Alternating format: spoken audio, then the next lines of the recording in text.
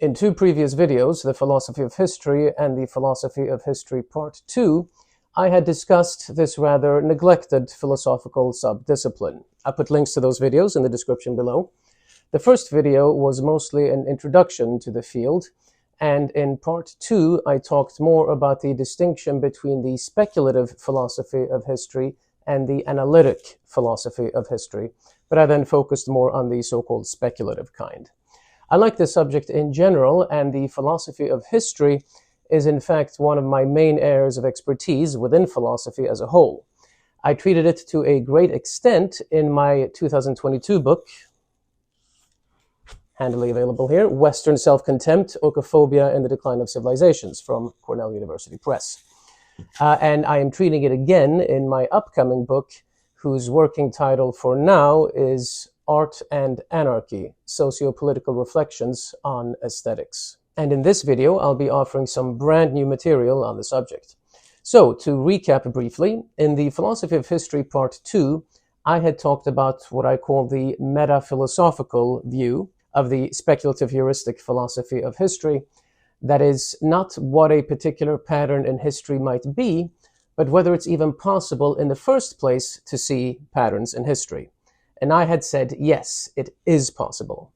So now, in this part 3, I want to expand on that, because you often hear people say that history doesn't have a plot, or that seeing patterns in history is something like a fake human construct. And I'm not going to explain why everyone who says these things is very, very wrong. So it's certainly possible to see patterns in history, namely the ones we ascribe to it. The problem when people say that there can be no patterns to history, or that history doesn't have a plot, is that they assume, often unwittingly, that history is a particular thing. That is, something that by dint of being something specific excludes other things, excludes viewpoints or interpretations that do not conform to a canonized and supposedly correct history that exists in some pure form. They must assume, logically, that a pattern-free narration is somehow the baseline view and neutral assumption as one sets out to narrate history, with everything else being an imposition from outside. But this idea of a baseline, or of a pattern-free or plot-free history, is itself an imposition, because it pretends that history has a kind of preset baseline nature. Such an attitude takes a philosophically realist view of history. That is, it thinks that history is a real, absolute thing. So when people say that the imposition of patterns on history is a sort of cognitive error, you hear this all the time from pseudo-intellectual types who don't understand what follows from their own statements. They don't realize that they are thereby implying that there must be such a thing as pure historical narrative, something free from human manipulation that is therefore quote-unquote correct. And this is what people miss who say that there cannot be patterns in history. They miss that history is storytelling and narration. That is, that history is not some pre-existing thing, but rather that it comes from us, that we are the ones who make it. That doesn't mean that history is fiction, of course, because in discussing history, we have to base our views on the verbal and material evidence that exists, and we can't just make things up out of whole cloth. But for these various pieces of evidence to be brought into something coherent that people can read or hear, we must always interpret, we must weave together, we must emphasize, select, deselect, and, in short, we have to tell a story. So the notion of a pure history, independent of our own making and interpretation of evidence, is an illusion. The mere act of picking up the pen in order to write history is a creative act in the truest sense of the word. There's no quote-unquote real history existing out there in the ether just waiting to be captured. Rather, there is only what we create. So the real question is not whether a particular history contains patterns or not, or whether it appears to have a plot or not, but rather whether it succeeds on its own merits and without making counterfactual claims regarding the evidence. Evidence is still, of course, often open to interpretation, but there's still such a thing as a statement that is conformable to a piece of evidence and a statement that is not. But the people who take this very philosophically realist view of history that I've been criticizing are actually being very selectively realist, because while they think that history is a real thing, they believe that any pattern we see in it is just a construct by the author and cannot exist. So in that case, they become full-blown philosophical nominalists who think that those who disagree with them are just giving pointless names to things and cannot possibly be referring to actual relationships among past events. They do not realize that they themselves create history as much as anyone else. And this was in fact understood, even if only implicitly, by more aesthetic eras than our own, eras that labored less under modern scientism and the vain attempt to always appear intellectual and above the fray.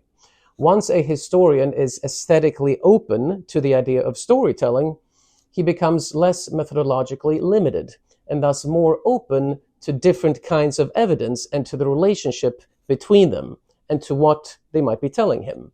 That is, such a historian becomes able to engage in several different levels of analysis and to take a multifaceted approach that is closed to those who take a realist view of history. A lot of very good historical narrative has been created by those who had this more open and aesthetic approach, such as, for example, Thucydides and Egon Friedell, my favorite ancient and my favorite modern historian. But if, on the other hand, we define history according to a very particular and stringent form, we will de facto rule out a lot of great narrative. For example, the historian Collingwood, in his work The Idea of History, rejects historical patterns and analogies between different eras. He is therefore unable to engage in this case, a psychological level of analysis, which holds out the possibility that human psychology will react in similar ways to similar circumstances, even in different eras. One can, of course, argue about what such reactions might be and whether the evidence points in that direction. But the point is that the realist view of history excludes certain methods and can therefore not engage in certain levels of analysis, and it therefore becomes much poorer and more limited in its potential range of results. Ultimately, the philosopher must understand what the poet understands, namely that there are many different ways of describing the world, and that these ways can add their own particular grains of truth to the overall picture, and that they can also enrich each other. There are many other examples of this bad historical realism I could offer that rejects patterns or plot lines in history. Karl Popper constantly makes this mistake. Perhaps even more extreme is Oakeshott, who believes in his essays on history that a historical event is either already understood or not yet understood. He actually says this, and it's really a parody of the philosophically realist view of history. What he doesn't understand is, again, that there is no such thing as pure history or a pure historical understanding, another term he uses. In actual fact, various modes of understanding and various levels of analysis can work together. They are all valid ways of describing an incredibly complex world, and as such, they can all add their truth to the unity of our knowledge. Oakeshott doesn't understand that the so-called past is actually the present, because the past, as it is written about, is an invention that we build in the present out of evidence, namely the textual and material objects that are present before us.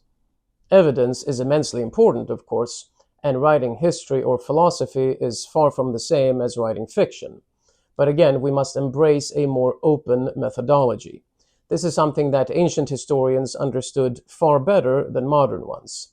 They wrote down everything they could think of as being relevant into a long connected narrative, and they thereby left us a far richer account of the ancient world than would have been the case if they had been plagued by modern academic scruples. That is not to say that they were endlessly gullible. Already Herodotus is at pains to say what he believes is true and what he thinks is false.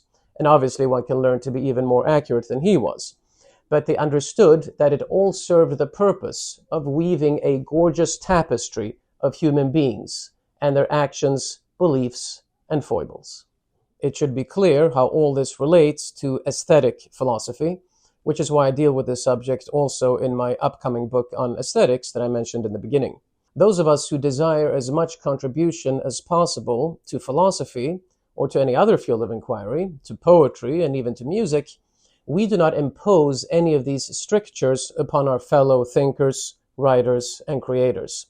We happily and with curiosity read whatever they have produced, trying to see the world through their eyes, which really is supposed to be part of the joy and privilege of reading.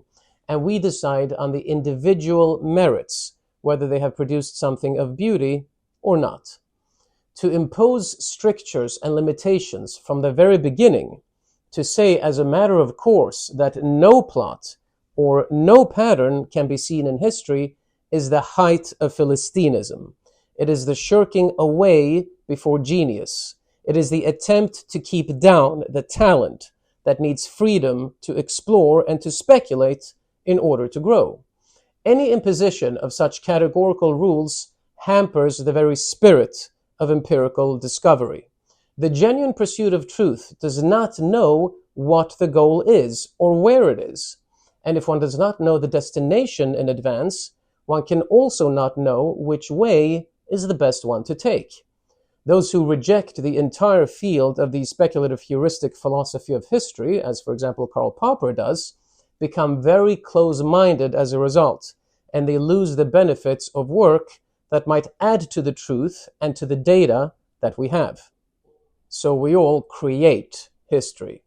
This means that those who criticize people like me for supposedly imposing upon history, they're implicated in the exact same thing, the difference being only that they are not aware of it and are deluding themselves.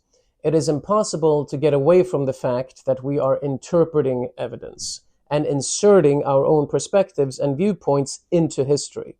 Even this, ultimately, is not the right manner of speaking. We cannot insert into history because there's no quote-unquote history into which to insert. Events have taken place in the past, yes, but why is this history? Why is this a narrative? It is history, it is a narrative, only because we create from what we see in the present, rather than interpreting a history that is already there. The creation can be from texts, records, and material remains, but not from history. History itself is creation. Once we understand this, a whole world of potential beauty and knowledge opens up to us.